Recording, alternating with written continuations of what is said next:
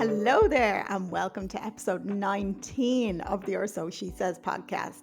If this is your first time here, hello and welcome. My name is Narissa Shea, and I am a personal trainer, nutritionist, sport and exercise psychology consultant, a yoga instructor, a Reiki practitioner, and a professional Irish dancer. So before I start, I have to get this one out of the way, okay? If you like the show, if you enjoy the show, please make sure that maybe you want to give us a follow on Spotify. If you could rate the show, or maybe if you're on Apple Podcasts, you could leave a little review. And the biggest thing you could do is, if you enjoy this episode, which I guarantee you will, please feel free to share it with your family, share it with your friends, share it with anyone who you think would enjoy this. This was such a good episode. Oh my God. Okay, so today on the show, I have Wayne McGrath. Now, myself and Wayne go back years, which you will hear about in the start, which will give you a laugh in and of itself. Like, we literally were like, I'm pretty sure the last time that we were talking like in person was definitely in a beer garden somewhere or in a pub, one of our local pubs.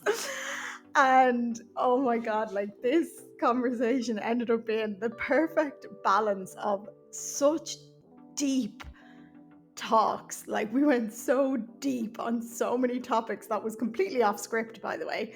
And at the same time, I found myself howling laughing, not only during the podcast, but when I was listening back to edit it, I actually was crying. Like, it's just, some of it is so funny.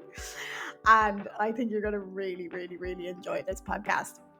So a little bit about Wayne. Wayne is a coach who specializes in movement, exercise, and well-being. He helps people take back control of their bodies, their health, and their fitness by helping people overcome obstacles and limitations.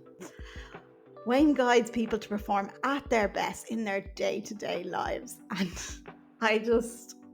I can't wait for you to hear this episode. You're just going to enjoy it so much. Like, this episode, I'm pretty sure we'd planned to just do an hour, and it's nearly 2 hours long. And the only reason we parked it at 2 hours was because I was actually bursting for a pee. So I was like, we're actually going to have to call it there.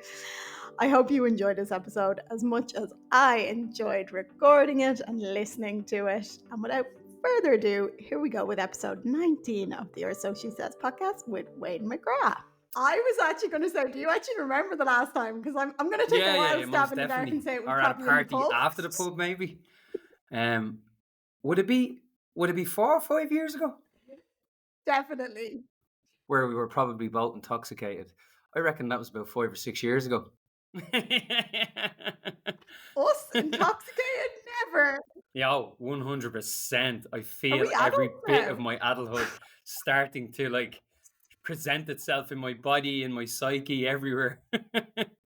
I'll give it out about the electric scooters the whole time, and I'm like, I know too well. If I was 16, I'd have had the biggest, baddest electric scooter, and I would have broke every rule under the sun driving it. And I'm like, giving out, they're going up the wrong way. There needs to be regulations behind this. I nearly hit a guy the other day going into the estate. This is terrible. I'm getting onto the local councillor. I'm getting onto this. This needs to be brought into the schools. They need to learn the rules of the road. Who the fuck is this guy talking? It's so funny. Even like the young ones hanging around the shop over there, and they have absolutely nothing on. It's freezing outside, and I'm there to aim, and I say, it's fucking freezing. What are they doing out with nothing on? And I catch myself. Yeah, like, 10 o'clock one of the mornings, and some girl was standing there. And she had a little suspicious head in her. She must have been only about 15. She's like, hey, sorry, you won't go in and get us a vape, would you? And I was like, no, I'm sorry, I can't. And as I'm walking in, I just remember myself doing that, where it wasn't a vape, it was a bag of cans or a flagon of cider or something. I remember.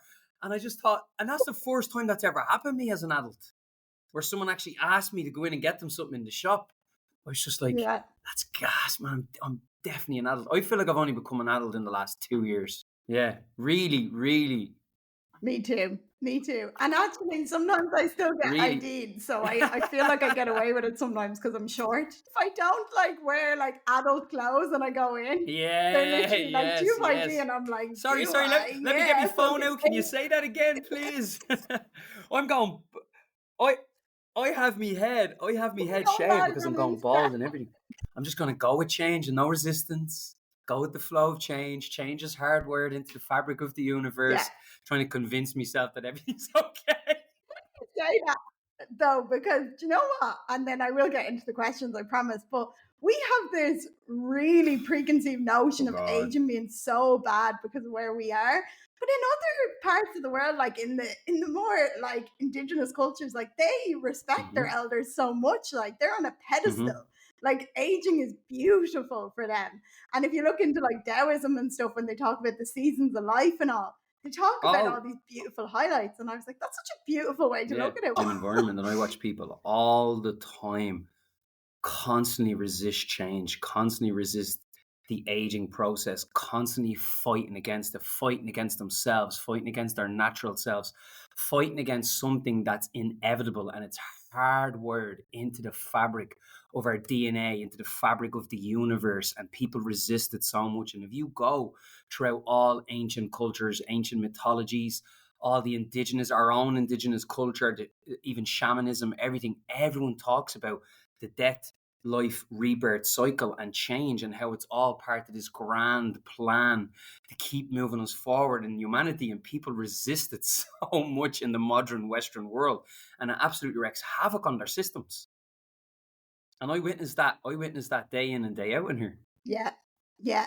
And it's like people think of the physical. I'm like, no. But everything. It's everything. Like I'm not the same person I was 2 hours ago. I'm like even physically. Yeah. And if you want to go into the emotional, spiritual, it's all stuff going on all planes of reality that's constantly moving. So yeah, change is the thing that you really need to move with the wave, not resist it. And trust. And that's a big thing that's been coming up for me this year, is to just trust. Stop forcing and trust. Anyway, we've gotten really deep here. Let me pull it back a little bit for anyone that doesn't know you.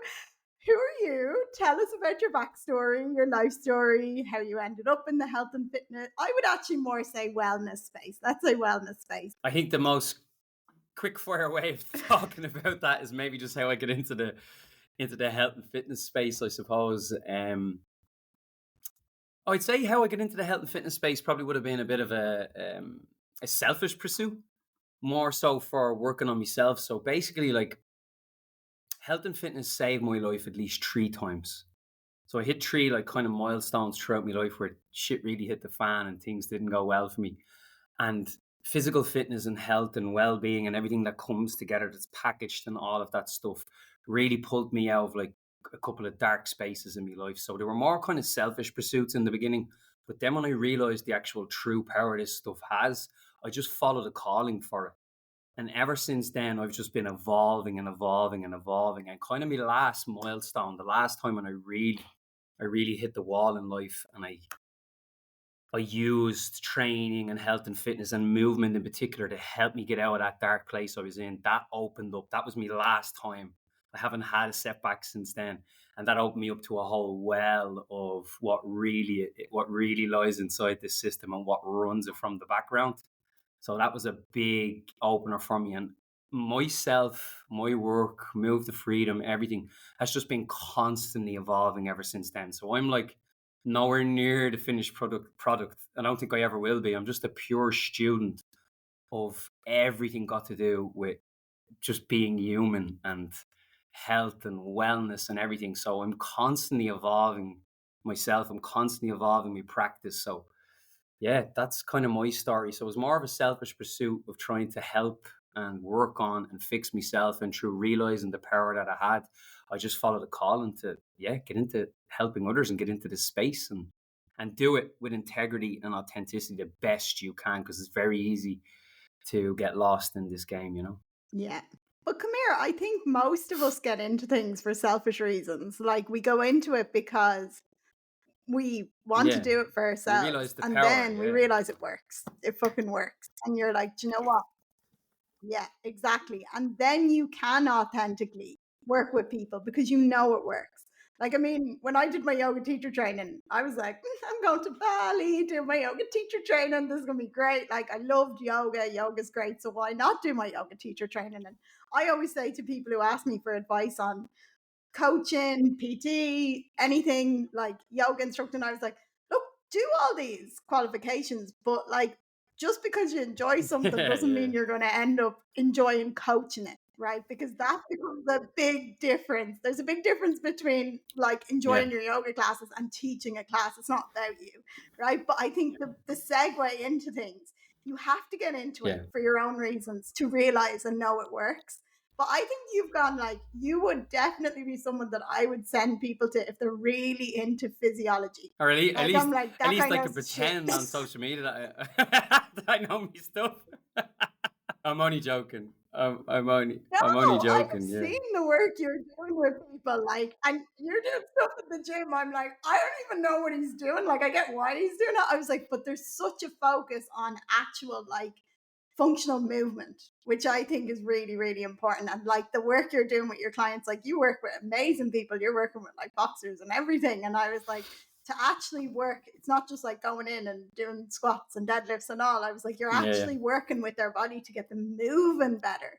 And when people start moving better, they start feeling better. And that was the gateway for me into this kind of deep understanding of the physiology and how the body works. And you'll always remain a student of it. There is no absolutes when it comes to human movement. We are far too complex when it comes to that, and even the mind and everything. And I'm sure we're going to go deeper into all this stuff as the podcast moves on. But what it was for me, the last time when I had that roadblock, it was just before COVID. I hit a real bad place with my body. I'd pushed my body way too far, and I was suffering from chronic back pain for about 4 years leading up to this, but I was ignoring. And it was during that process of rehabilitating myself and having to really ask better questions and delve deeper into what was going on with my body. That's when I fell in love with like movement as a whole, as an umbrella of everything. No one system, no one way of viewing the human body, not getting pigeoned myself into holes of like, oh, this camp, this tribe, this system, that system. I just looked at it as a whole and used everything. And for whatever reason, I just fell so deeply in love with it. And it allowed me to heal my body, allowed me to transform my whole life, which led me onto a path of understanding myself mentally, emotionally, spiritually. So it opened up so much for me. So I believe from that process of having to work on and heal myself, it's opened up a door to me. Because I've gone so deep on myself, I'm able to help others kind of along the same path. So kind of what happened to me after that then was a lot of people who are showing up to the gym or showing up in front of me, the humans, not clients, humans, and they had problems. Everyone that just started to show up in my field had something with their neck, something with their back, something with their hips, something with their knee. And I'd be like, okay, this worked for me. Let me try that for you. And then all of a sudden I realized, oh God, that doesn't work for them. And that started me, okay, I really need to start understanding this stuff. And then that's what led me on a whole journey of really trying to delve in deep as to how the best I can figure out how the human body works without you're never going to fully understand it, but there is a lot of really good information out there from a lot of really smart, solid people. And I was fortunate enough to work with some of them and gain a lot of wisdom and knowledge from them, Because I always think, obviously you're a believer in this as well, mind, body, soul, okay? It's all linked. But I usually find, I finished writing my book this year, and I had a section on each one, right? And we're just holding out. That was a journey this year. But I always find when clients come to me, like, nutrition, looking after your body, and that actual ability, whether, you find your way, whatever way it was, like for you, it was having to rehab the injury. It involved listening to your body. Like you actually were like, I need to go in and listen to my body. And then that unlocks something on a soul level when you connect with your body. Like for me, I remember I was dancing professionally for like 10 years. Before that, I never listened to my body, like nothing, pushed it to the extreme, was always in pain. Like I'll worry about it later. Like I'm only young, it's fine. And then all of a sudden I got into yoga, and for everyone it's different. But for me, the reason why it worked was it forced me to slow down and actually listen to my body. And I remember being in pigeon pose, and one day I just started bawling, crying. And I was like, what the fuck? Like there was nothing happened. And I was like, that got me into realizing how the emotions are stored in the body and everything. And I was like into somatic therapy and stuff like that. And I was like, whoa, like I do think, especially for the Western world where we're so in the head, Yeah. I'm like, out of the head into the body is Yeah. usually the first Yeah. step. Can you even get Yeah. into your body a little bit? Get into your feet, get into everything, right? And then from there, something magical will happen. That's when the shifts, and usually that's when you reconnect a little bit to yourself. And whatever movement pattern that is, for everyone it's different. I'm always like, people are like, oh, what if I don't like yoga? I'm like, we don't do yoga. I was like, doesn't matter. Find the type of movement that you like, and not one that just gives you really good results. What happened to me was I started to get out of this and get into the body and realized, oh, there's these things called emotions that I never knew existed, because as a child I wasn't allowed to experience emotions. We won't go too deep, but I would have come from a background of, suck it up, keep pushing forward, big boys don't cry, crying's for girls, all this kind of stuff. And when I started to get out of my head into my body and realizing the energy gets stored in the body and all this stuff, I'm like, why am I crying? Why am I feeling this way? What's going on? So for me, it wasn't so much a soul straight away. For me, it was like I pushed the physical so far. My body still didn't feel 100%. There was still a lot of stiffness, tightness, and the odd bouts of pain and things like that. So straight away, my mind started to go, oh, it must be mental. I need to work on the mental side of things, which led me into the mental side, which took me down a bit of a rabbit hole, and then further into the emotions, and then into the spiritual stuff. So it was almost like that last time I had to rehabilitate myself was just like a gateway of like physical, emotional, mental, back to the emotional, and then spiritual. And I've just been kind of floating between them planes of reality since then. But we have 4 bodies, like we really do. So this is what I'm learning currently within my own practice, and the people I'm learning off, is we have a mental body, we have a spiritual body, we have an emotional body, and we have a physical body, and they all work in tandem with one another. Like they all overcross and intertwine, and they all have this beautiful feedback loop of relationship between each other. So like, to be a fully, truly healthy person, it's not just about the physical, it's about being able to give attention and time and care and some TLC to all 4 of these planes of existence. Yeah. Do you know what's beautiful though? I love how openly men are becoming about talking about the emotional side of things. Because it's quite easy for men to talk about the physical and the mindset stuff, because the mindset stuff is hardcore science. We love the mindset stuff. But to get into the emotional side of things, like obviously there's a big uprising, all of this kind of stuff, this amazing work. But I still think, like, we're hosting an event on Sunday. It's all women coming to it. Like, it's going to be deep, it's going to be emotional. And I was just like, I do think, like, podcasts like this, everything like this, more men speaking exactly like what you said. We grew up with big boys don't cry. Yeah. Like, that's so scarring. Like, and then you get to 30 years old when you realize big boys can cry. Like, I can't even imagine that. Like, as women, we were always like, even though I think what I notice a lot of the time with women, it's the people pleasing, and you have to put everyone else ahead of yourself, and your needs don't come first, right? And that's what I would see a lot with like clients and stuff like that. And that's what we would have grown up with. But I was like, so when that wound starts to pass, that's very hard, when people start putting themselves first.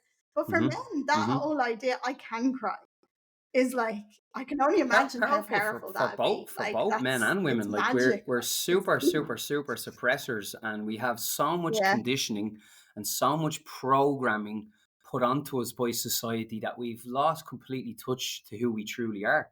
Both sides of the coin, like, And for me, the biggest was tapping into the emotions. Like, if I even go further back into my childhood through the work that I've done, like, I'd be even told as a child, like, if you don't stop crying, I'll give you something to cry for, things like this.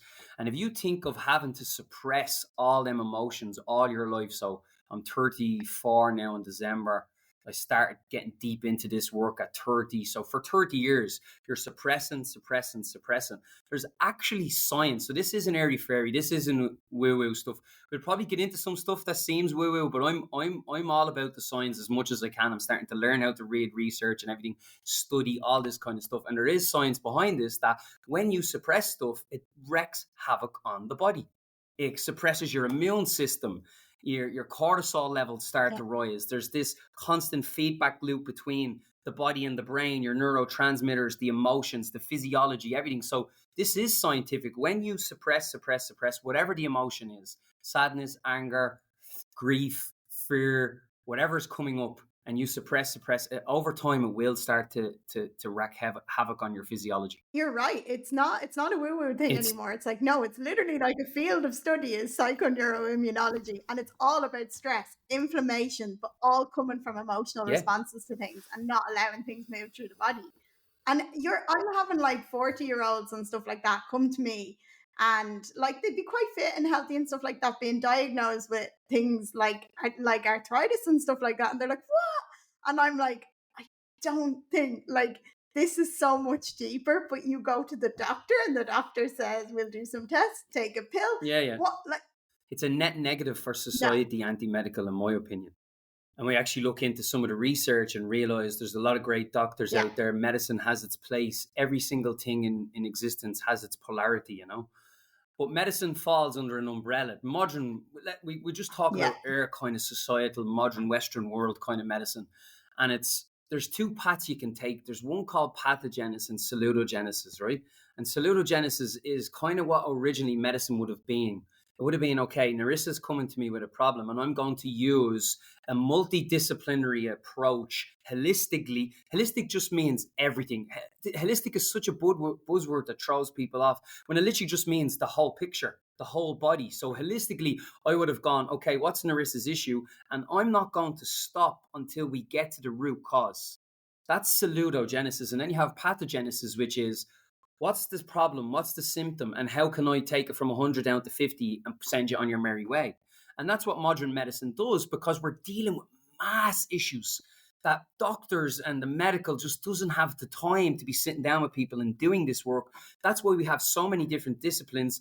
That's why holistic health and wellness is becoming such a big thing, because people need this type of care.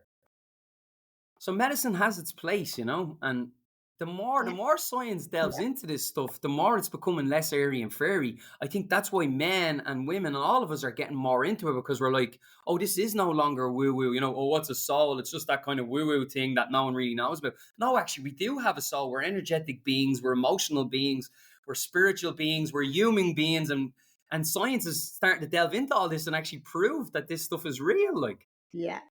Absolutely. And I love it. Like I love it. And I even love like I'm obsessed. If you could call it a hobby, quantum physics a hobby, obsessed. Like obviously I'm a Reiki practitioner. I love all things energy.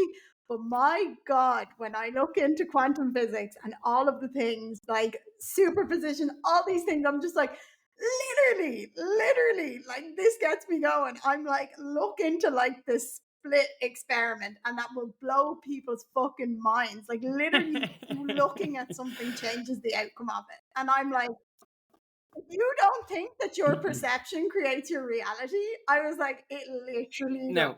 now, our ancestors, the ancients, the ancient mystics of time, all of them, if you go through history and you study Anya Manly P. Hall's work, Joseph Campbell's work, we've known this stuff for thousands of years. This is nothing new. We think we're at the pinnacle of information and the pinnacle of human brain, of evolvement, intelligence, intellectualization.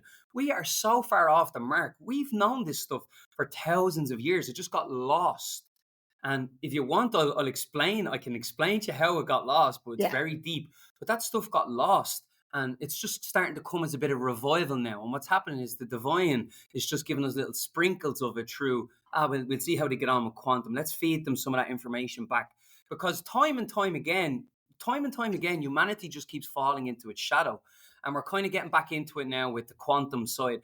Quantum physics and quantum realm is probably only about 5 to 10% of what the mystics have been talking about for thousands of years. Yeah, absolutely. Like ancient Egypt, the rishis in India, like they literally are just in there in their caves being able to do like what we would call magic. They're like, Yeah, no, yeah.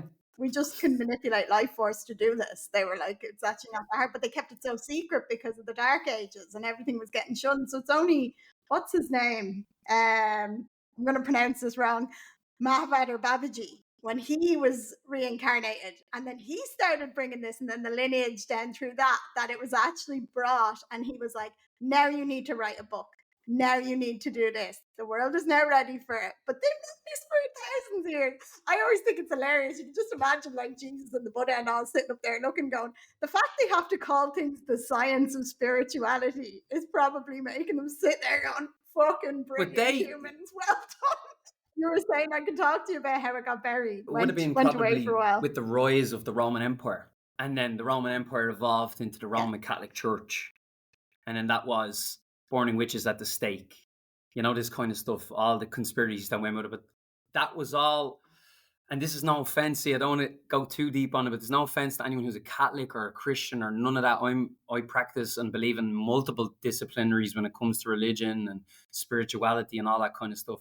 But they would have used some of the tools that they had at the time to suppress some of this ancient knowledge, to keep control of their power. Yeah.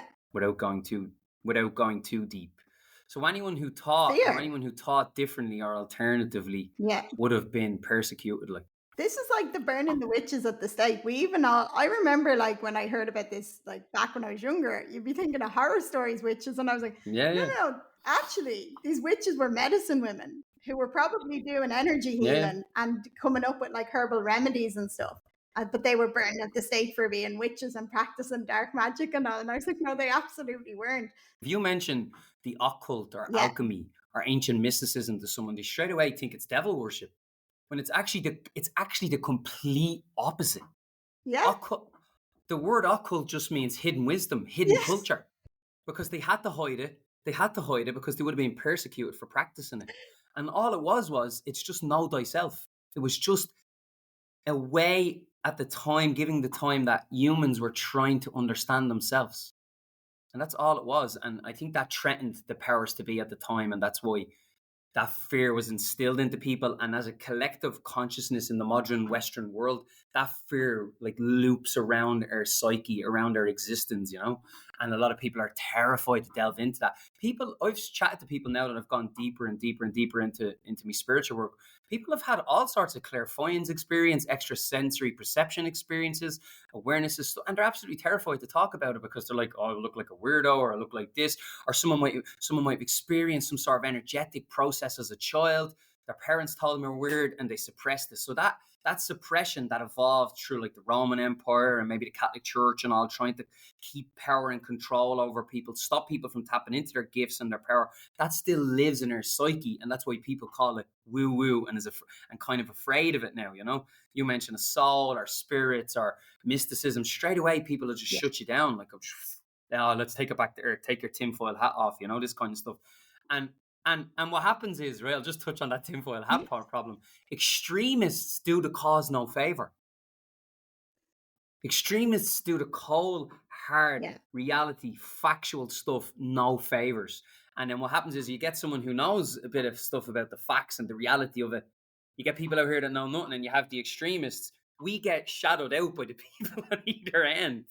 And we never get our voices or our experiences fully heard, so people don't bother talking about them. And that's why you get into these circles and you resonate with people who kind of understand and you can all chat about your experiences, and it's great, like, you know. But that's just raising the vibration and the consciousness of everybody, which will eventually over time hopefully allow people to tap a bit more into that part of themselves, you know.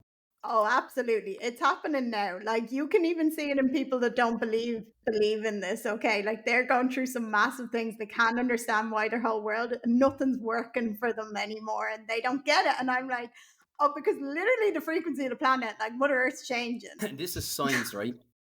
We've moved into a new aeon. And that happens planetarily, okay? So the planets have moved. Solar systems have moved, all these and we know this through science. Like, the Earth follows a certain cycle for 2,500 years, then it follows a bigger cycle for 20,000 years, and all this shift in energy changes the vibration and the energy within our body. So what's happened is we've come out of the age of Pisces and moved into the age of Aquarius, which is a whole new planetary shift and pull, a new gravitational pull, and it's a higher vibration and a higher frequency. And what's happening is we are in that now, whether we like it or not, or whether we know it or not, or whether we're aware of it or not. And part of that shift is letting go of the density, is letting go of the stuff that carries you down, letting go of the stuff that limits you, letting go of anything that's going to stop you from coming into tuition of your higher self, yeah? And all what's happening to people who aren't aware, and even people who are aware, is all the stuff that's buried is being dragged up to the surface to be seen and dealt with. That's why all the secrets in the world are coming out now. You'll see it, and it'll keep coming. We won't mention too much any names, we won't go down any rabbit holes, but it just keeps coming and coming and coming, because all the density can no longer live. People are just, all the stuff is just being ripped up to the surface, because it's literally the law of correspondence. Are you familiar with the Hermetic laws and Hermetic philosophy? So the law of correspondence is as above, so below. So if the planets are shifting energetically, and we're part of the universe, we're part of nature, we're part of the earth. If the earth is changing, we are going to change with it, as above, so below. And as above, so below, it's a scientific term that's been around for 10,000 years.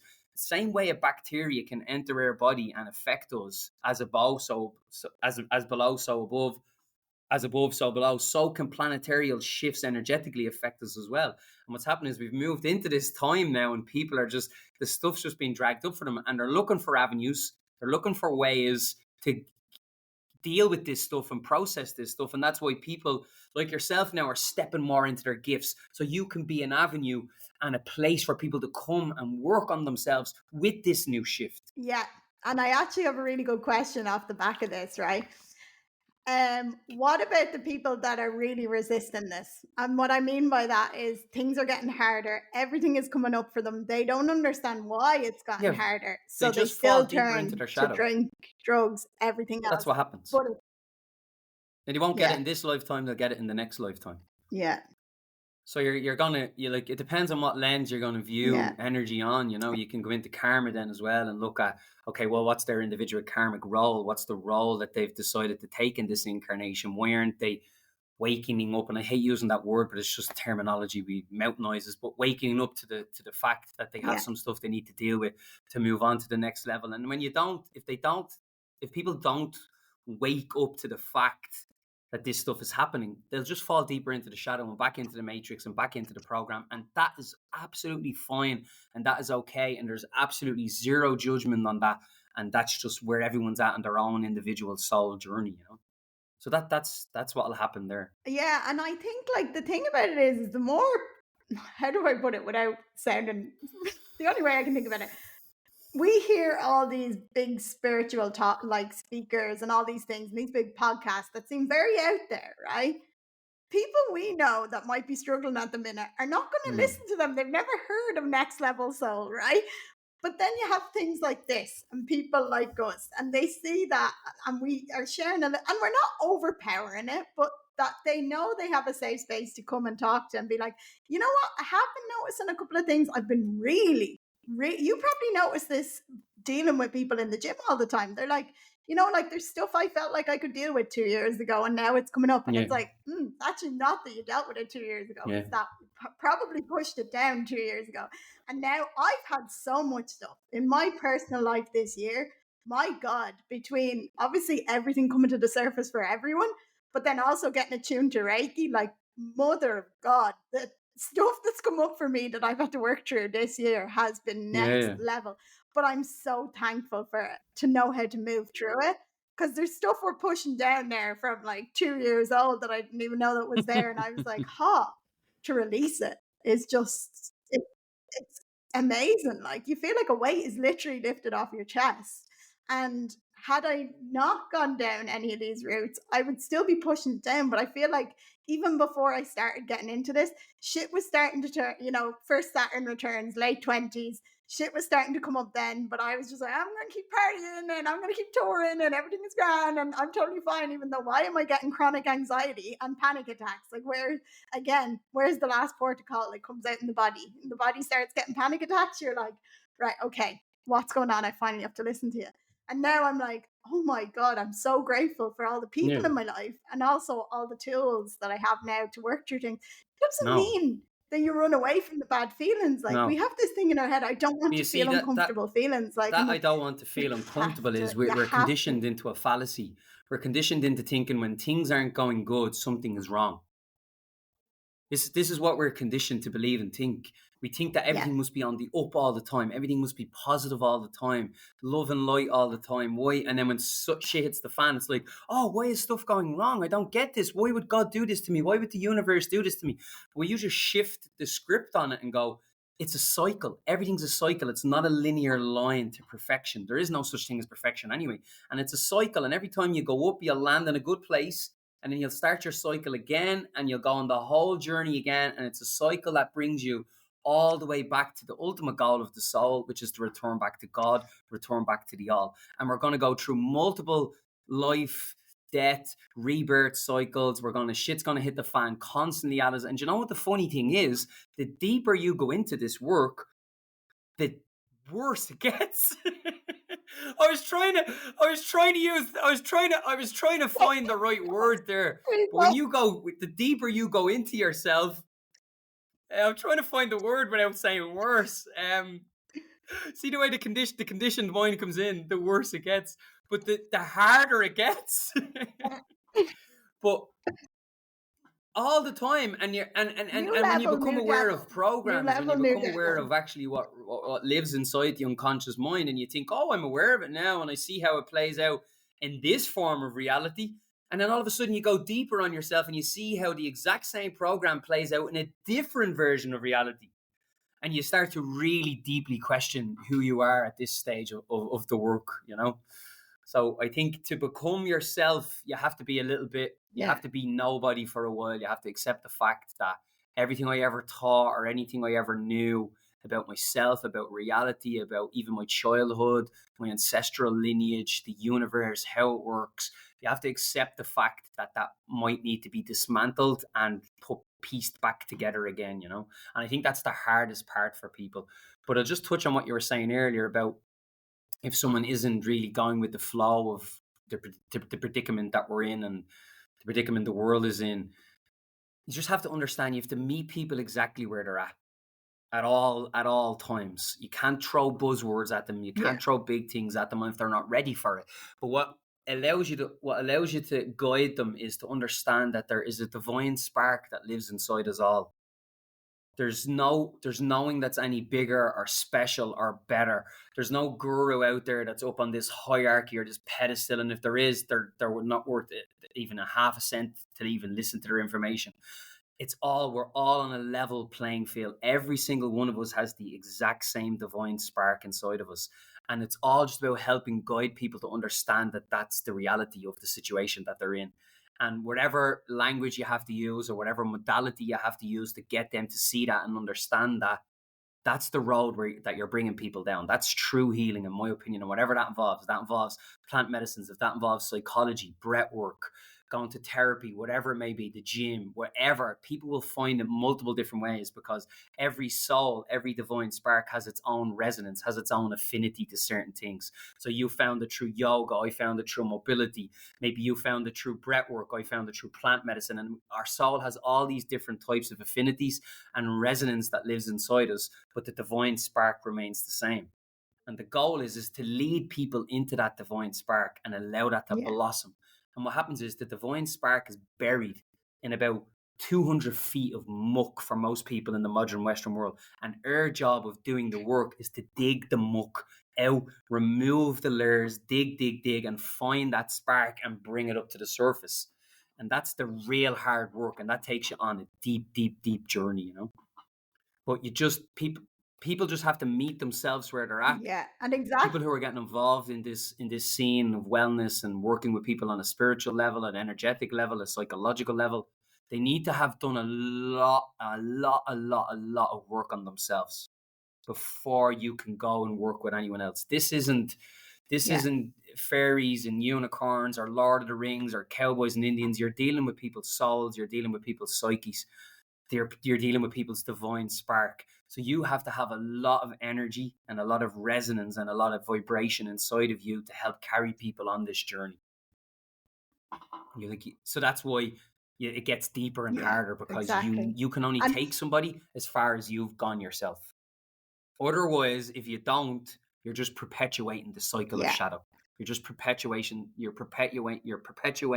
cycle of darkness. You're feeding into it. And people will always be Yeah. attracted to the right person for them. I do believe that. Like people will come into your life. You've probably found this over the last few years where people will just come into your life at the right time that Yeah. you needed to learn stuff from. And then you've got what you need. You're like, you might still be friends, but you're like, I kind of got what I needed. And then I find someone else. But Yeah. ultimately, it's all about going to come back to yourself.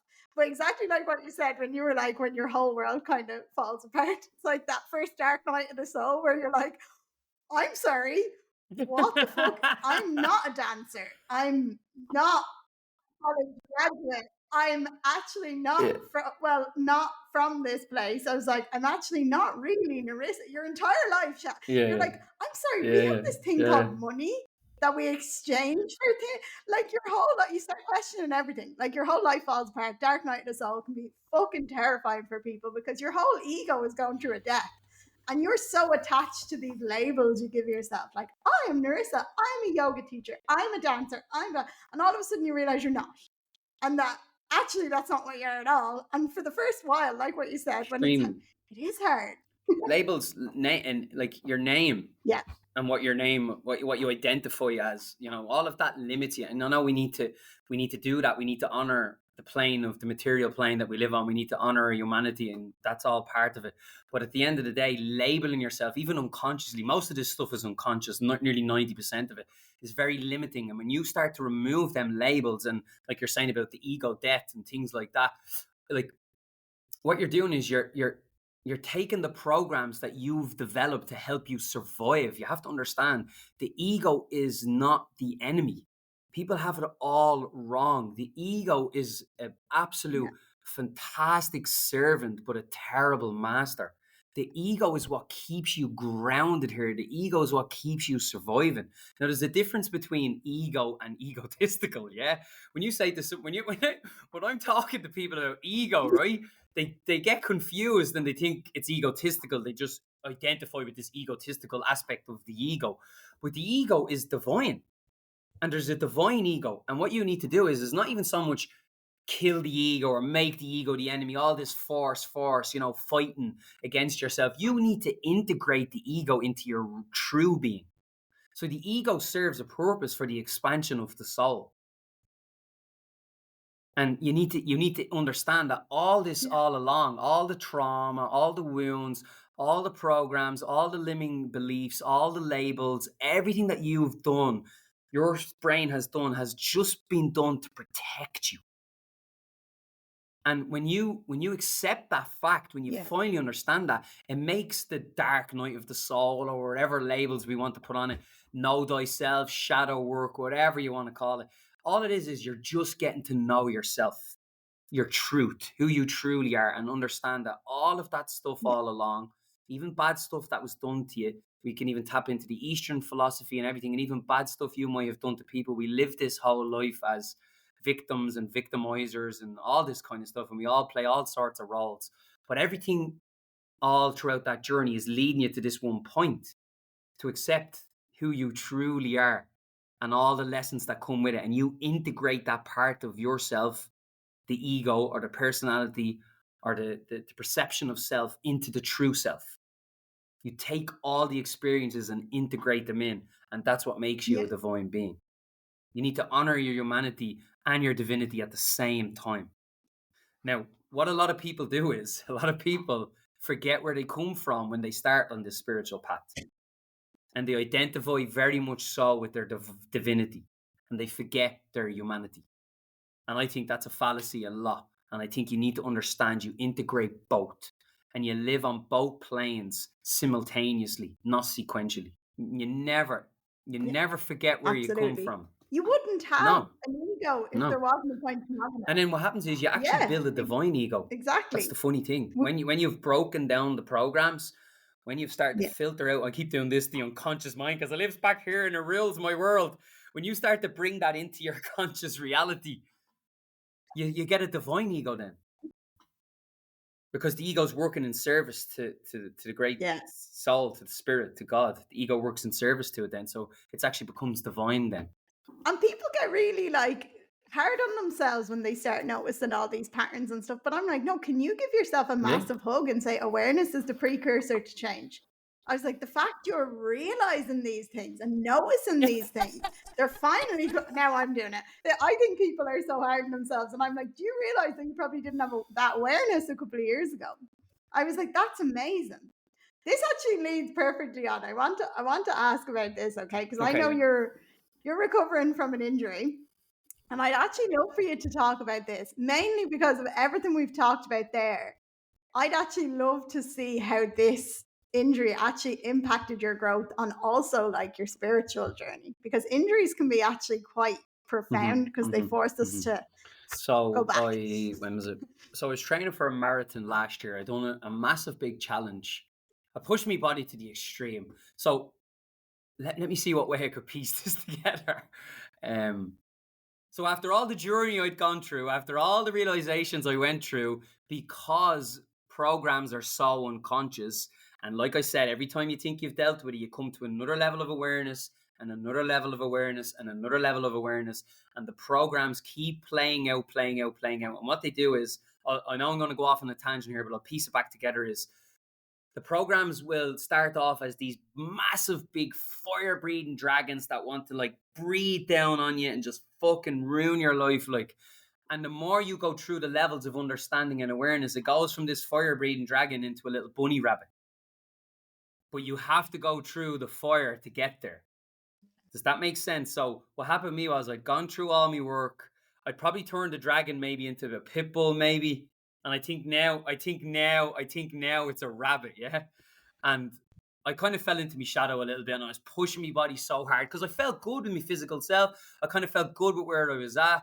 There was so much more level of work and depth to be done. I understand now, and that's what the injury allowed me to see. So I was pushing, done this massive big mountain challenge with the lads. Went on, done another massive big mountain challenge. Absolutely crippling myself in the gym again with weights and everything.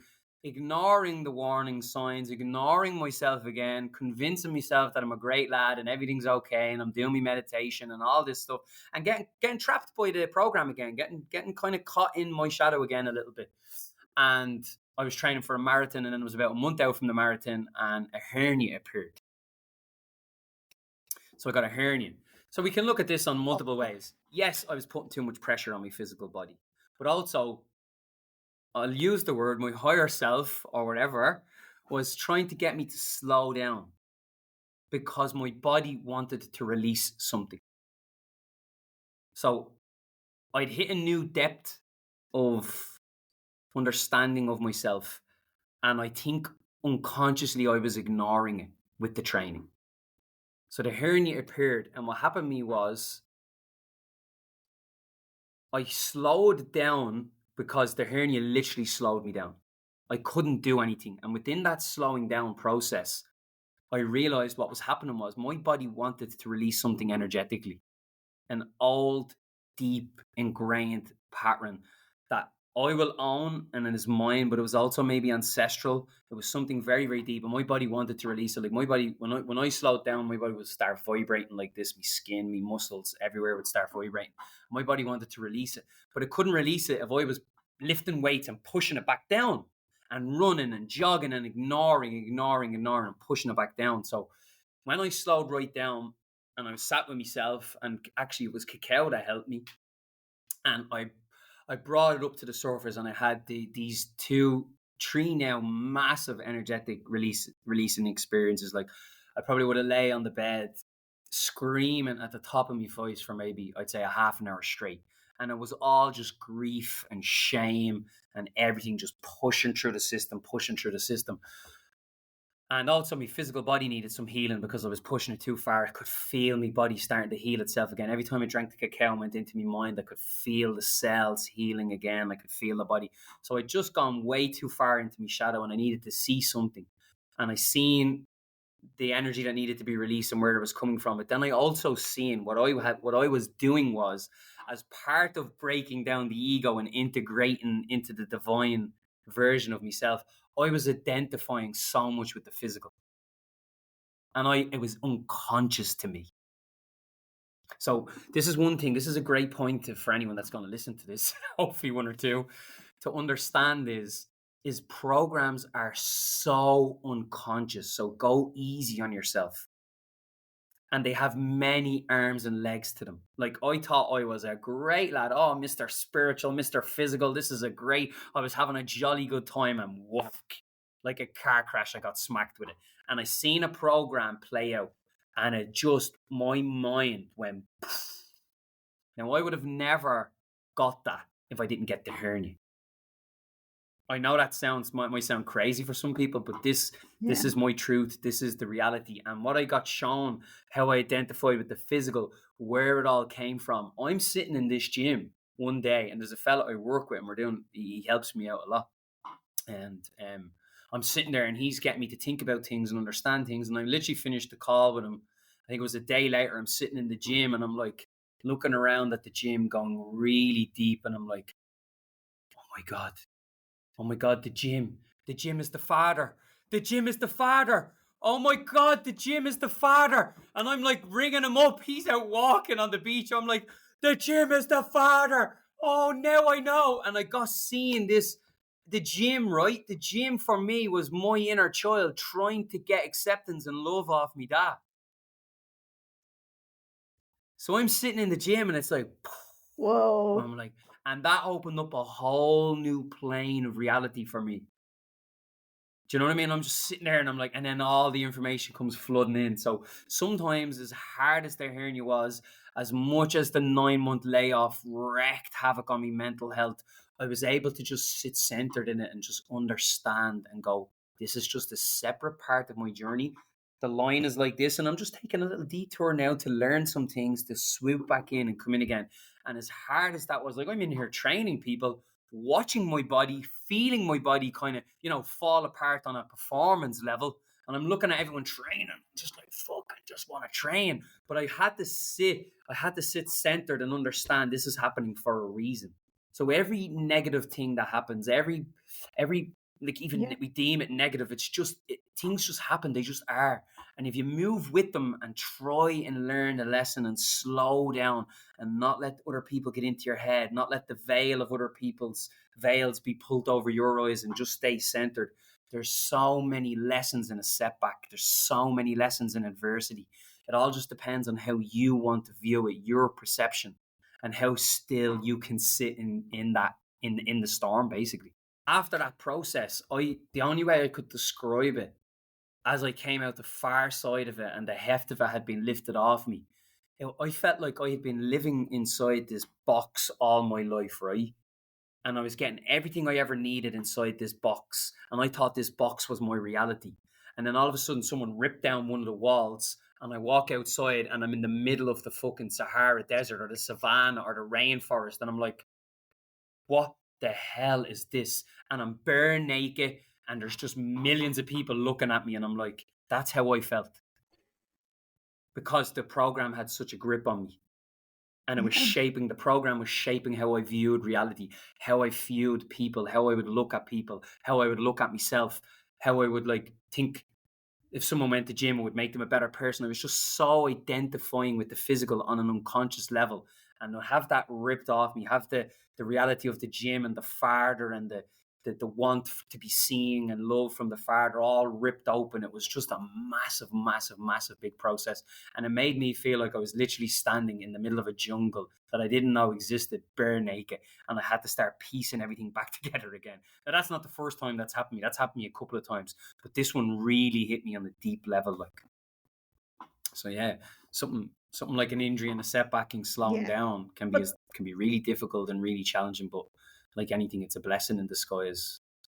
And you hear that. Sorry, go on. Sorry. But that wouldn't have. No, I was going to say, but that actually, I always think the injury fits the situation, right? Because that was such a big thing for you, a twisted ankle. You wouldn't have got anything from that. Twisted ankle off for a couple of days. That was it. This forced you months. That was a big thing to move through. So your body was like, right, we're going to have to stop for a couple of months now because this is going to be a lot. And if you just and I know it's really hard, like when people first get injured or something happens and they get really pissed off and stuff like that. But I'm always like, no, but seriously, every time I think back over the years of any of the injuries that happened to me, what I learned from them and what they were trying to tell me it blew my mind when now I know hindsight's a great thing. When I was in the throes of my teacher training and I wankered my shoulder and I missed my favorite class that I wanted to do and I had to do my exam with one arm, I wasn't exactly thinking, oh, blah, blah, blah. But actually, it taught me a lot. It forced me to vocalize when I'm teaching and be a teacher who speaks and doesn't just do a yoga class at the front of the class like what you see all the time. And I was like, oh, Yeah. and also what was that trying to get me to do? Throat chakra. Yeah. I've been working on this bad boy for a long time. And that's speaking your truth, you know? And for me with the physical, like what you just touched on there, it's not like the hernia just comes out of nowhere. The physical body is the great communicator. And what it does is it whispers.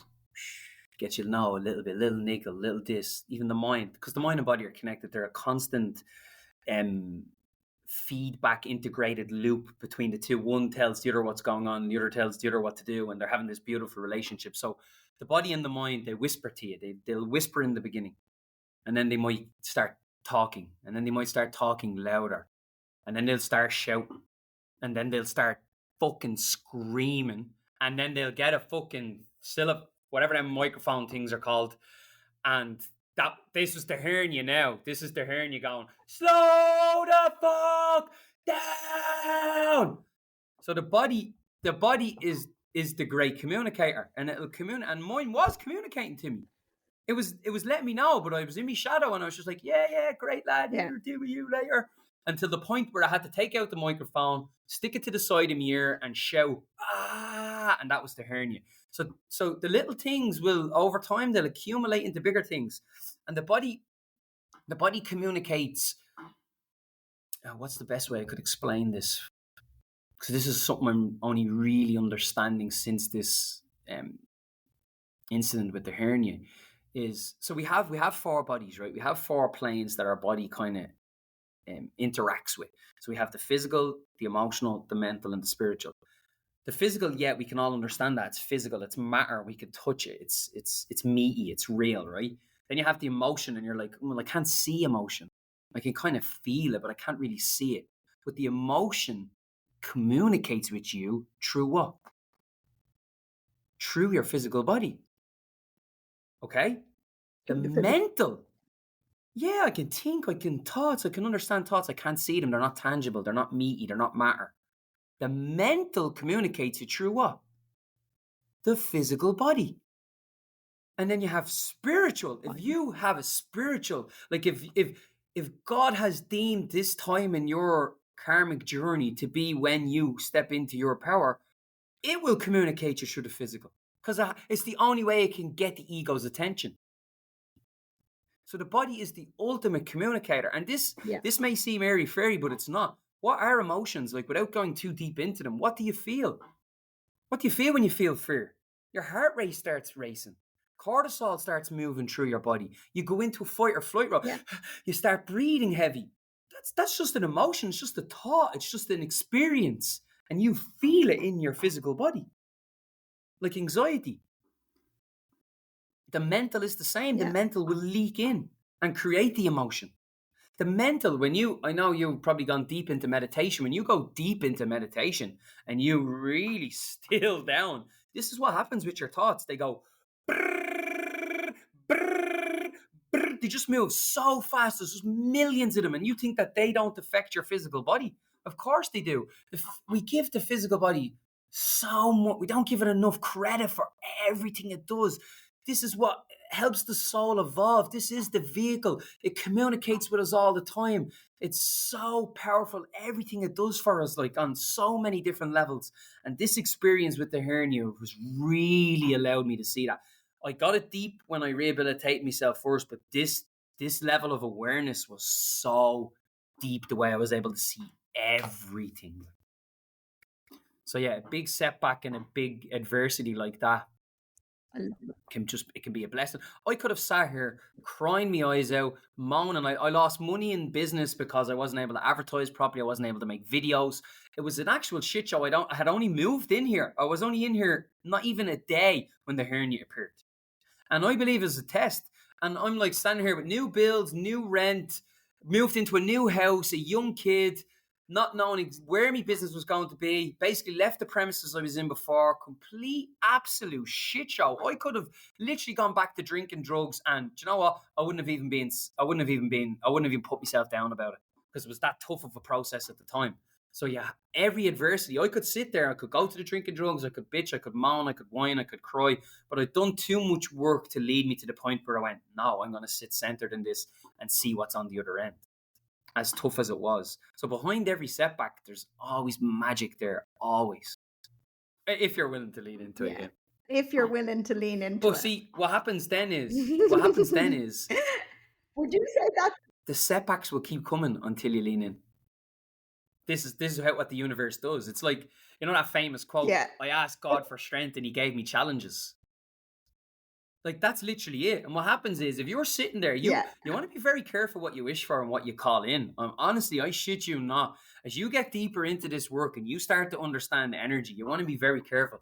So if you're somebody who's not really aware and you're starting to kind of become more aware and you're like, God, give me strength. God, give me this. God can't just flick a switch and give you strength. It's not how it works. It's going to come in forms of challenges and setbacks, because that's how you get stronger. Do you know what I mean? So the setbacks keep coming. This is another cool thing. That maybe 2 listeners that are going to listen to this to understand is that it'll keep coming. So if I didn't listen to the hernia, God only knows what it would have been next. And they'll keep coming and coming until you stop and go, okay, and wake up to the predicament you're in, like. And it's actually so true. I love that. I love that when you get really specific about it. You're like, you're praying to God, I want to trust. You're not just going to get trust. You're going to get 100 scenarios that you have no fucking control over. I'm literally, so like this year, a big thing for me is trust. And I have just been handed a scenario in the last while where I love control. We all grew up, we love the control, but I am in a scenario at the moment where I literally can only do a little bit. I've no fucking control over it, right? And I was like, oh, right, I asked for this and it's given me a huge challenge, because that's the only way you're going to get it. It's literally the only way out. And then you'll have your own individual level of trust tested. This is the thing, you know, so, and you can call this whatever you want, but it's true. It's my truth. And I know it, and I've experienced it firsthand. And I am the most ultimate skeptic, sciencey guy you'll ever meet in your world. Like, I'm such a deep critical thinker. And it's only when you have the experiences can you really embody them and gain the wisdom from them, you know. And this is truth. This is really truth. But it's my truth anyway. It's true. And like, everyone is on their path and everyone is going to have things come up, right? But you're only ever going to be given what you're ready for as well. And I say this to my Reiki clients as well. I'm like, look, most people, they first come for a Reiki appointment and they just feel really relaxed and really chilled. And that's what they needed. Their body's been in fight or flight for probably fucking years, right? Then they keep coming and they keep coming. And I have a client that's been coming with me a couple of weeks and she's like, I had like quite a bit of pain and a release in my chest, like different things, right? Because it's ready to go deeper. But exactly like, oh, this was what I actually was talking about. But then I got all excited. Exactly like what you said. For most people, you need to experience it. And it's the only way you'll believe it. It's not from reading it. You experience it. And I've had surprising people come to me for Reiki appointments that I was not expecting to be into this at all. And they fucking loved it. They were like, I can't explain that. With some of my plant medicine journeys and things like that, and my deep psychological processes, I was all the time trying to intellectualize them. All the time trying to put a label on them. And that just limits it. Yeah. There's certain things out there in the untangible, in the metaphysical, outside of our 5 senses in particular really trick us. And then the 6th sense, which is the mind, tricks us even further. There's things out there that we just can't put mouth noises. Like, see what we're doing now, talking. It's just mouth noises. And there's certain things we just haven't invented the right mouth noise to suit these experiences. And we're trying to fumble over ourselves explaining them. And then you'll get someone that'll come along and like be completely against it. And they're like, you might take it a bit personal when they go, oh, that's a load of bollocks. And you're like, no, you don't even have the words to even argue with them.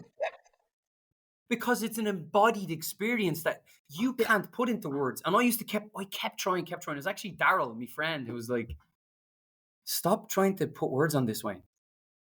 And I was just like, oh, man, thanks for that. Oh, I needed to hear that.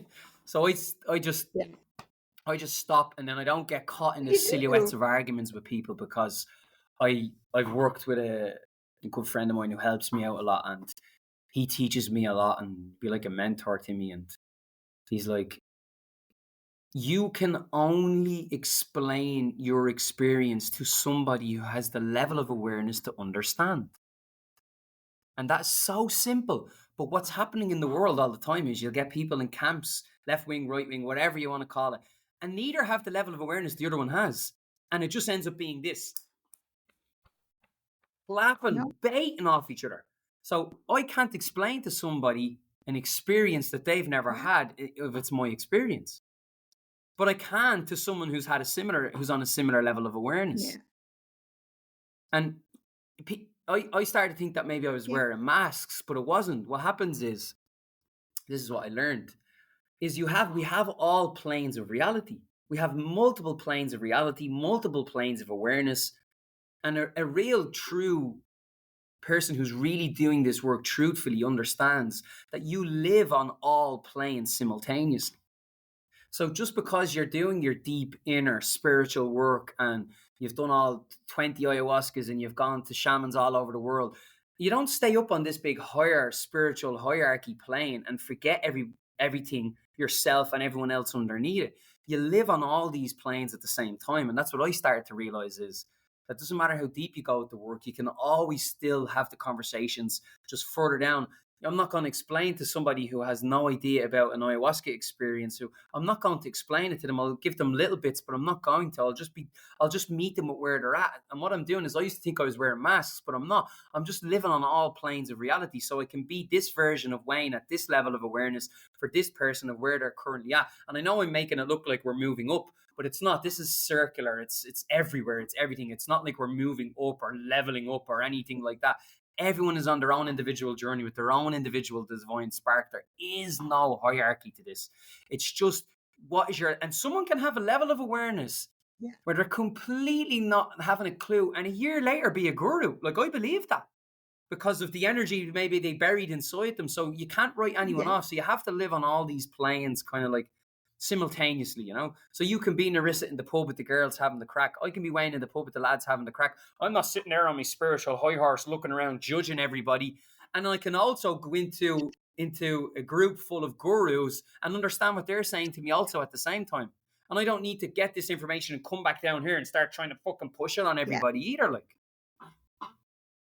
so we try live on all planes simultaneously, exactly. You know? Exactly. And I love that, actually, because people can get so caught up in the spiritual side of things, they forget, you know, like, you're not going to go to this random person you bump into in the coffee shop and so, okay, so let's discuss, how's your higher self today? What's your purpose? What are you doing today? Like, you're going to be like, hey, how are you? They're going to be like, oh, college was shit today, blah, blah, blah. I always have great crack with the young people that own this little coffee shack down there. I was like, no, you're not being fake. You're not being fake if you're aware. Having a conversation with these you're not being people. fake if you're aware. So what happens is, right, we're human and we're divine at the exact same time. And we need to honor our humanity and our divinity at the same time. We need to bring the two of them together to make us whole. But people get too caught in their humanity and other people get too caught in their divinity. You need to stay centered with it, you know. And I think this is for spiritual people or people who want to help people or guides or healers, whatever label people want to put on themselves. That's what you need to do. You need to understand that you're both at the same time to really help and guide people, you know. Both are magical. The human body, like we put up the other thing on the pedestal. We're amazing. Humans are amazing. I was like, we put ourselves down so much because we can get caught in negative like thought loops and stuff like that. I was like, but wow, like, I'm not going to get into this because this is going to be too far out there if I start talking about channelers and extraterrestrials. I won't go that far. But what I will say is, anyone who is a little bit interested, anyone who channels kind of entities and stuff like that, they'll always say when they look at humanity, they'll be like, you humans are amazing. they were like, you do not give yourself enough credit. You put so much stress on yourself, like, and they were just like, you forget how powerful you actually are. Or whatever the person's thought is the divine spark, is consciousness. And that is an emanation of the all. That is an emanation of God.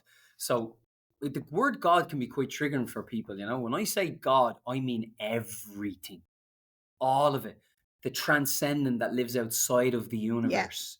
All of creation comes from it. It's neither male nor female. It's both masculine and feminine. It actually transcends that plane even further again. It's the all. It's the great spirit. It's the supreme being. Yeah.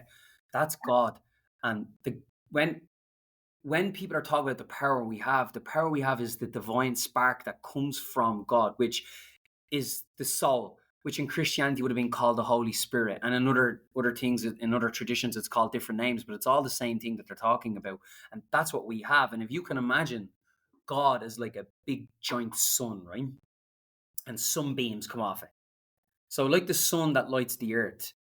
So the light that we see outside, it's not the sun, but it's a beam of light from the sun. Yeah, so God is the sun, and we're the beams of light that come out of it that illuminate the world. That's the divine spark that I'm talking about. So no matter what road you go down or what path you lead down, in my opinion and from my experience and my truth is, all modalities, all roads and all paths are just leading you to God. So channeling this and getting lost with tinfoil hats and devils and blah, blah, blah, blah, doesn't matter. Never, ever, no matter what modality you use, no matter what, there's many roads up the mountain. There's many ways to do it, but never take your eyes off God. Never, ever take your eyes off the supreme being. Never take your eyes off your divine spark that links you there, which is what we call consciousness, which is awareness. Never take your eyes off that. That's it though. And I think the main thing is the beef with the word God. I think I see that all the time. And to be honest, that's something I really struggled with. I'm actually doing the self-realization fellowship. So like all of these teachings from India and stuff like that, like I'm so okay with the teachings.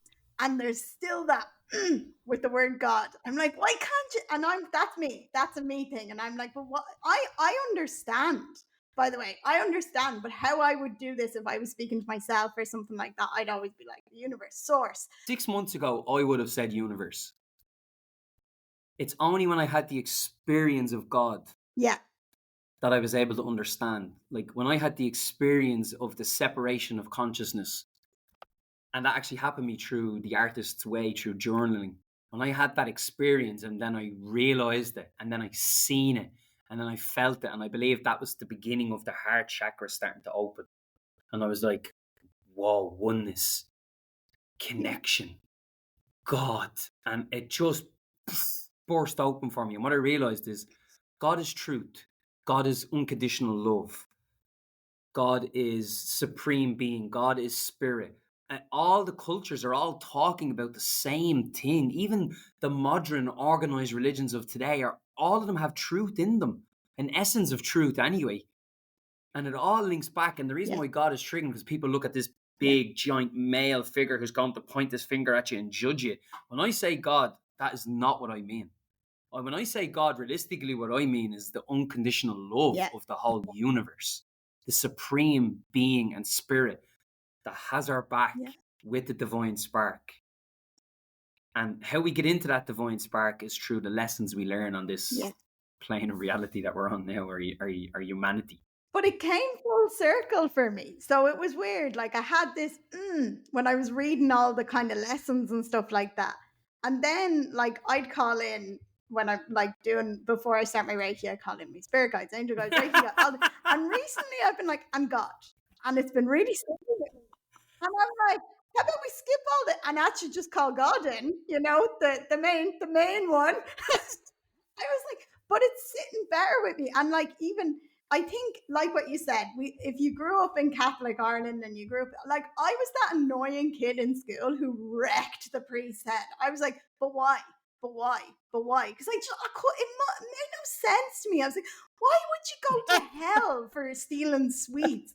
And it's the same as someone getting murdered. Like, so I can murder someone and I say my penance and that's grand, right? But I steal some sweets and I'm going to hell. I was like, I couldn't get my head around it. I was like, nah. So I had such a separation for a while. And now I've come back to it. And it's actually exactly like what you said. It comes through experience. And it's just like, oh, wow. There's a lot of trust there, but a different type. It's not like praying to the God in the sky, like in the Catholic Church, where you're placing all of the power outside it. It's a different type. Like, I'll pray now.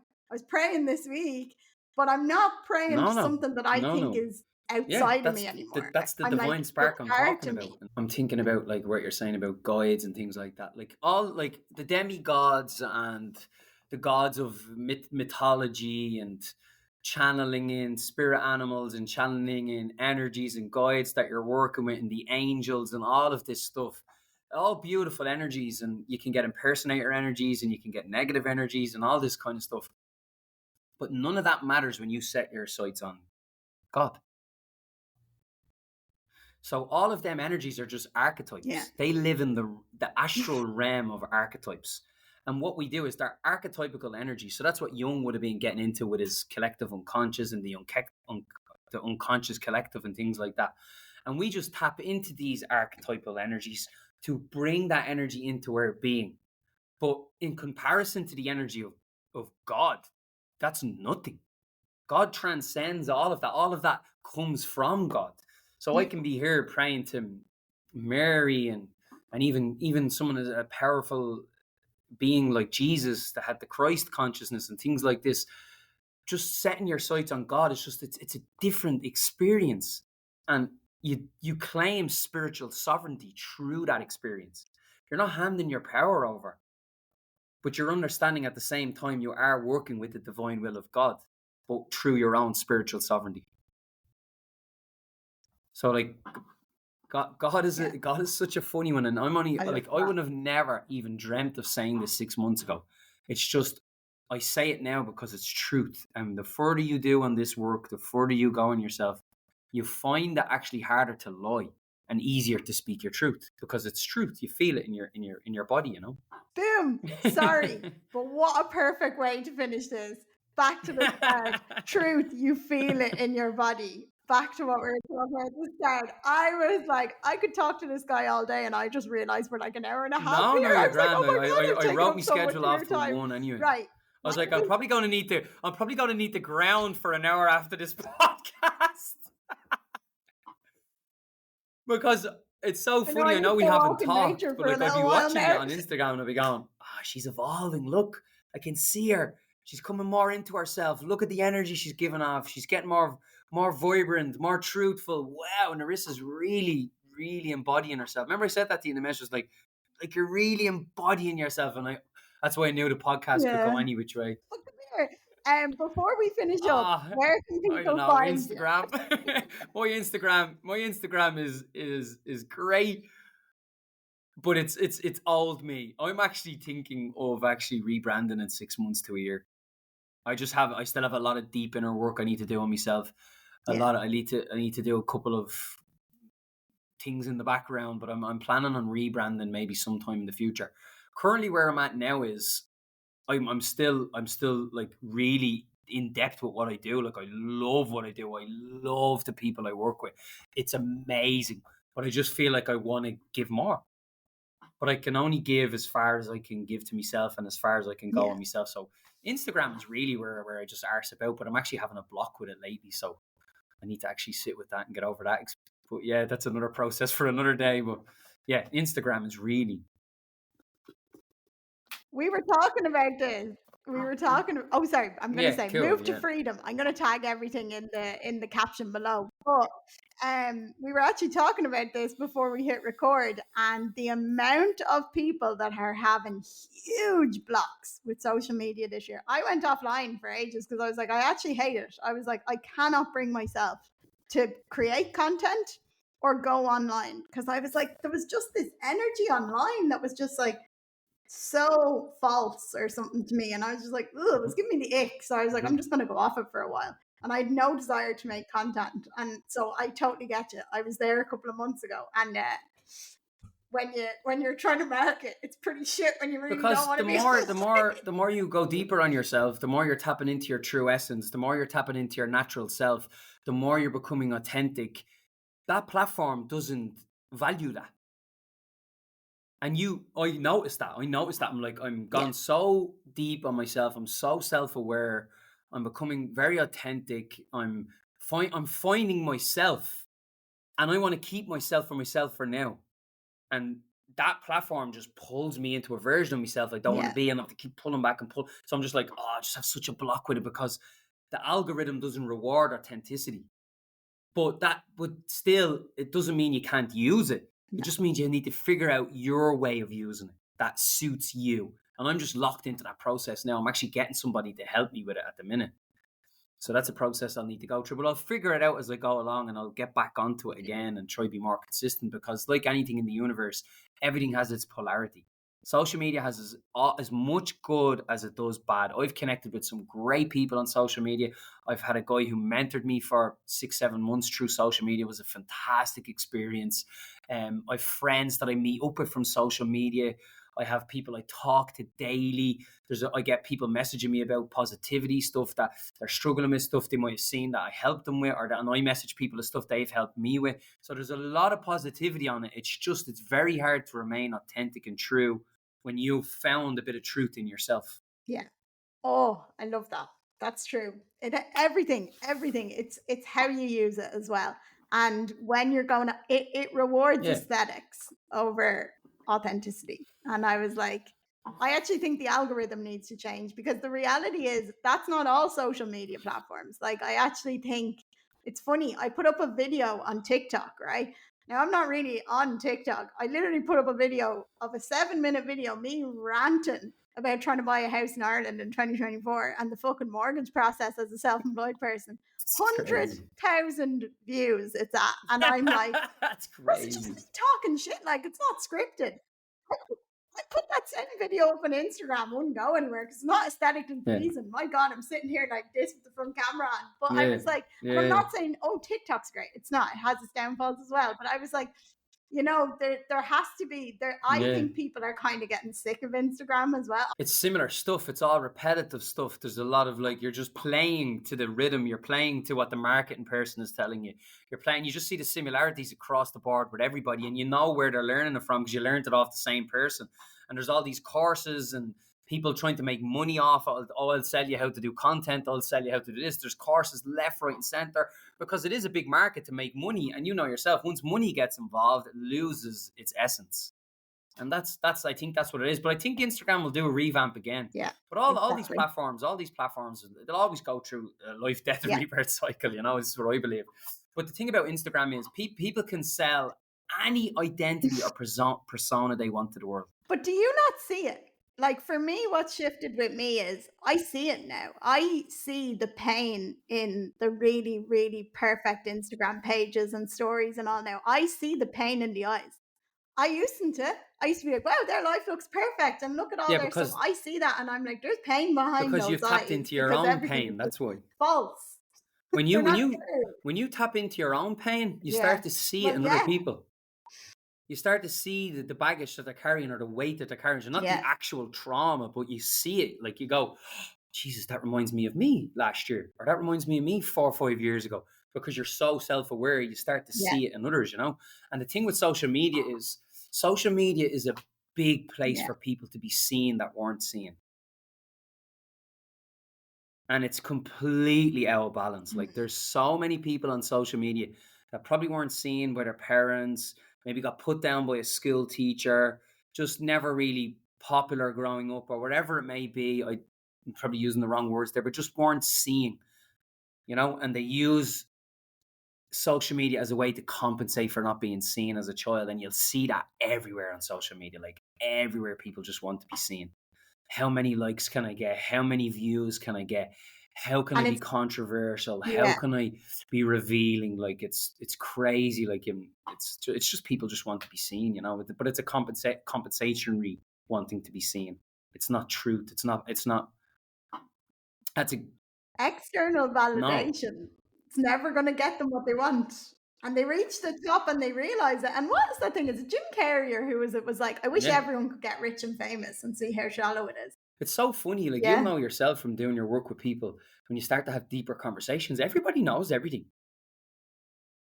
They just don't know how to close the knowing and doing gap. And like, I get this all the time. Like, there might be a little bit of lack of like education and expertise and subject expertise. Yeah, there might be a little bit of lack, but the meat and bones of certain topics, most people understand. Like when it comes to nutrition, when I actually sit down with people and say, so sometimes I'll sit down with people, right? And I'll say to them, particularly if they tell me they're not feeling good in themselves and stuff. And I'd say, okay, let's reverse roles here, right? Let's say I'm somebody who's not feeling good and you're somebody who's going to give me advice. And I go, how's it going, Narissa? I'm just really not feeling good. I'm really down on myself. I'm not doing anything. And I say to the client then, or the person in front of me, I go, so what would you say back to me? And 9 out of 10 times they always go, well, are you sleeping well? How much alcohol do you drink? Are you taking drugs? Do you exercise? What's your food like? And I'm going, they know nearly every client, when I get them when I go, tell me, come on, ask me some questions. Like nearly every one of them get to the essence of what they need to be doing to feel a bit better in themselves in their day to day, without going too far into trauma and therapy and all that kind of stuff. But just on the surface level, baseline starting point for people, everybody knows. I had a guy who's having a block with moving forward with his stuff. I was having a chat with him 2 days ago, and I was like, I try to empower people. I just ask questions. I don't dictate. I don't give advice. I just try and get them to come up with stuff. And I'm like, so what's going on? And he's like, just all over the gaff. And I'm like, why do you think you're all over the gaff? And then straight away, it's like, I'm not prioritizing. There's no consistency. I'm not prepping things right. And all of a sudden, ping, ping, ping, he blasted out 10 things that I didn't even open my mouth about. So most people know, a lot of people really know. Maybe not such subject expertise, but there's always a deep inner standing, I call it. They do know. And I think that's the thing. But the magic of that was he needed to say it out loud to hear it. Because knowing it in your head and speaking it and hearing yourself saying it. And when I say they know, I'm talking about me. And I'm not trying to make myself out to be like I'm here and someone else is there. When I say they, anytime I say they or we, I'm always just talking about my old self or my current self, always. Like, I remember when I first worked with a life coach and like, he was just rattling, he was just getting questions off and the two of us were kind of, collaborating on my life. And I was just spooling out stuff and he's like, fucking hell, man, you know exactly where you want to be. What the fuck do you need me for? And I'm like, do I? And he's like, yeah, man, you have it all planned. And I'm just like, what the fuck? Do you know what I mean? So we know, like. I remember when I was even with the mentor as well, and I was explaining situations to him and stuff, and he's looking going, you really know, like. But then what they do is people just act as guides. Then they guide you to the know. They close the gap between knowing and doing. That's what I do as a personal trainer. I just close the gap. I make it smaller for them so they get from the knowing closer to the doing, And that's what I try to do. And that to me is empowerment. That's empowering somebody. It's not doing it for them. It's empowering them and guiding them and sharing some of your experiences to get them to empower themselves, And that's what a good coach does. They don't do it or tell you what to do. They help you get there and help you exactly bridge the gap between the knowing and the doing. Like I had a client, she's been working with me for 2 years. And she sent me a big voice note. She hadn't checked in for a few weeks, but I knew she was really busy. And I just kept saying, just, you need it and you know where I am, right? And then she sent me a voice note. And by the end of the voice note, she looped back, answered everything that she had going on. And she was like, oh, what do you think about that? And I was like, well, you literally just answered all of your own questions. And I'm just going to fill in the gaps here of a little bit of a way that might make it a little bit easier. Don't hand your power over to others. Find somebody who's going to help you find your own power or use your own power or empower you to use your power. You know what I mean? Don't give it away. I was actually just going to say to you, there's one final thing you want to say, and you just nailed it there. So I was like, right, no problem. Thanks for having me on. It was deadly. I was real nervous and excited and all at the same time to come on, so it was brilliant. Yeah, great. Yeah, go into. You can go and do some meditation there for a while. I'm going to go and pick some mushrooms or something. Super. Well, enjoy your day, my dear. Have a good weekend, and I will chat to you soon. Bye.